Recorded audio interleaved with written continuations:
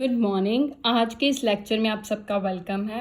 आज हम नया चैप्टर स्टार्ट करने लगे हैं जो कि है ट्रायंगल्स। ये 10th क्लास का 6th चैप्टर है। आज हम इसके बारे में बात करेंगे। तो अगर हम पुरानी नॉलेज के हिसाब से देखें, सबसे जो बेसिक नॉलेज है ये क्या है, ट्रायंगल।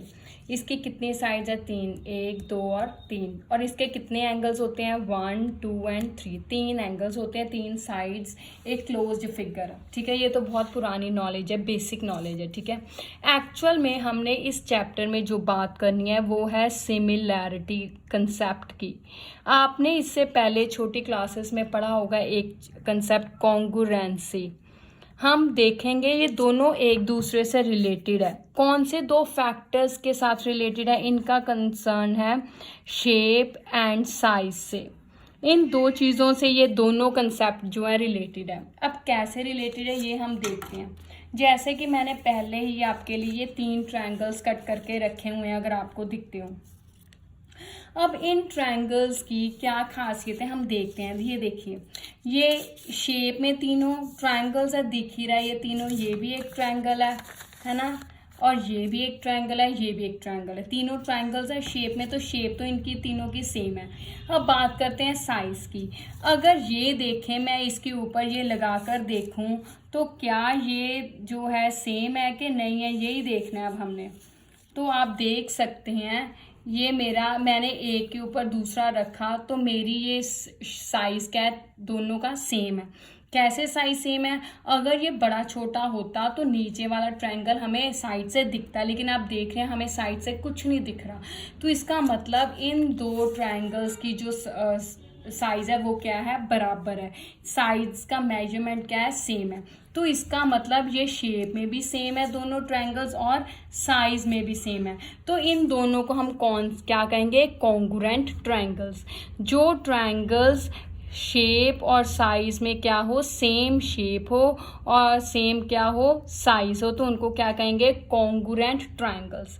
कॉन्ग्रुएंसी का निशान क्या होता है, बराबर, और ऊपर एक टिल्डे का निशान कहते हैं। ठीक है, अब हमारा जो ट्रायंगल्स में मेन टॉपिक है वो है सिमिलैरिटी का।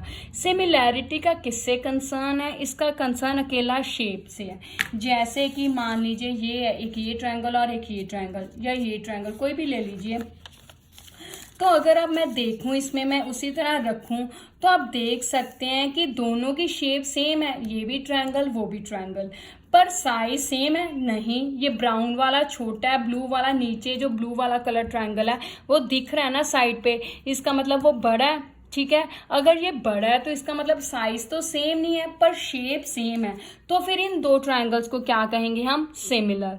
क्या हो इनका, सिर्फ शेप हो सेम और साइज सेम ना हो, तो इनको कहेंगे हम दोनों ट्रायंगल्स क्या है, सिमिलर। अब सिमिलर का निशान अकेला होता है टिल्डे का।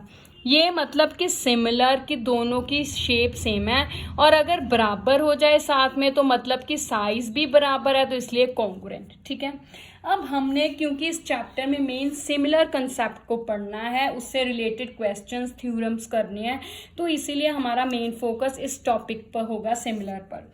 अब हमने ये सिंपल भाषा में आम शब्दों में बोल दिया कि जिनकी शेप सेम है उन्हें हम सिमिलर कहेंगे, चाहे वो ट्रायंगल्स हो, चाहे वो क्वाड्रिलेटरल हो, चाहे कोई भी दो पॉलीगन्स हो। ठीक है, पर सेम शेप से मतलब क्या है? अगर हम मैथमेटिकली देखें तो इनका क्या मतलब है?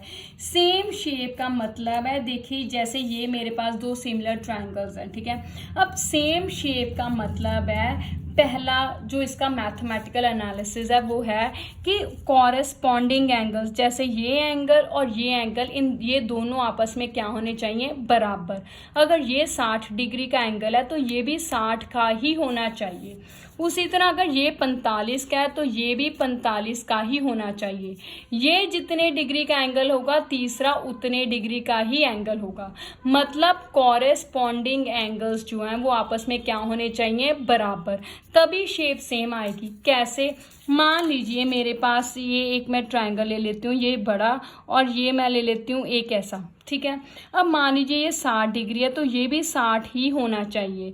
ये 45 है तो ये भी 45 ही होना चाहिए। मान लीजिए ये 60 नहीं 58 है, तो अगर 58 डिग्री होगा तो थोड़ा सा और इस तरफ होगा, है ना, तो फिर ये शेप सेम बन सकती है? नहीं बन सकती। ये ऐसे बनेगा और ये थोड़ा इस तरह बनेगा, तो शेप तो सेम नहीं है ना।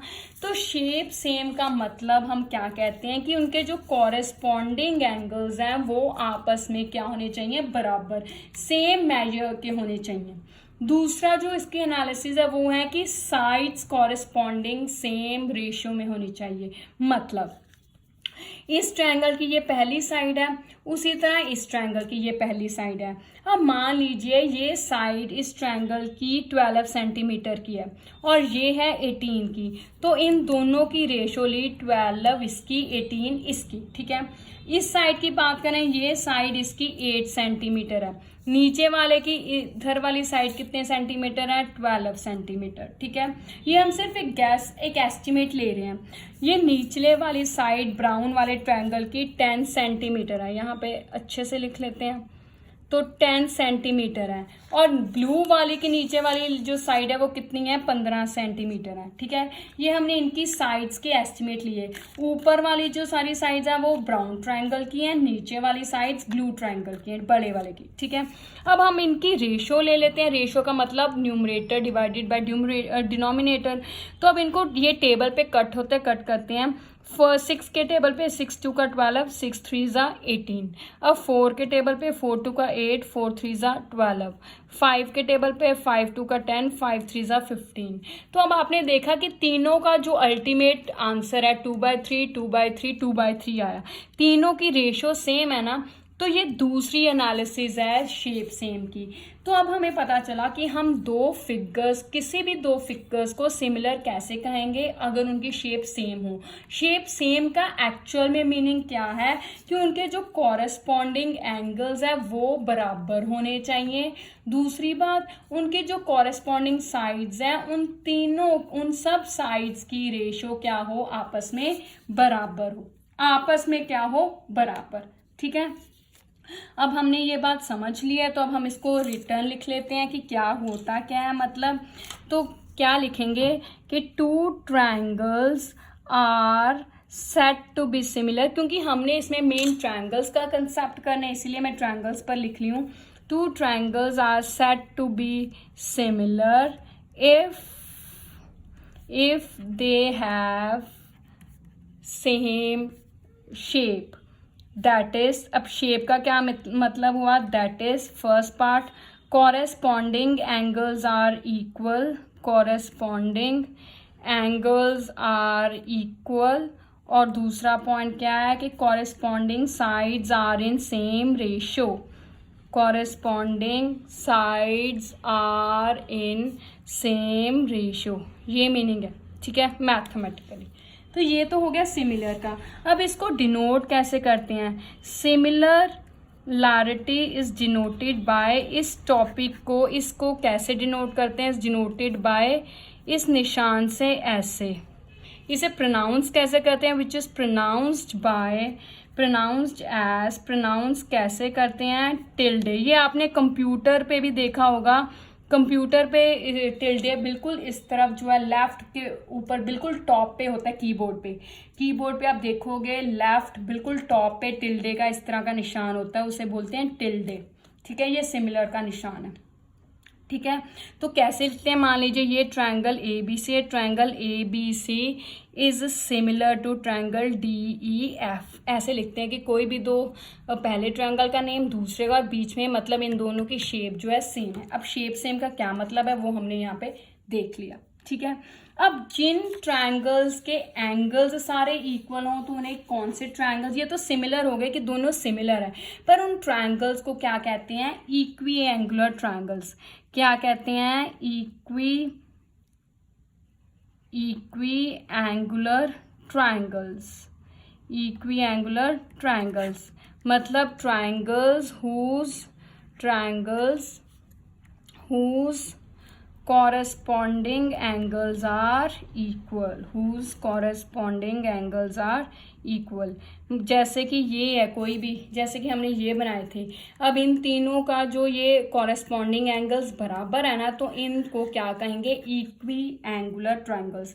नाम से क्लियर है, इक्वी मतलब इक्वल, क्या चीज़ इक्वल है? एंगुलर, मतलब एंगल्स इक्वल है, उनको क्या कहते हैं? Equi angular triangles. इस टर्म को याद रखिएगा क्योंकि हम अगले लेक्चर में इन्हीं ट्रायंगल्स पर बेस्ड एक थ्योरम भी करेंगे, ठीक है।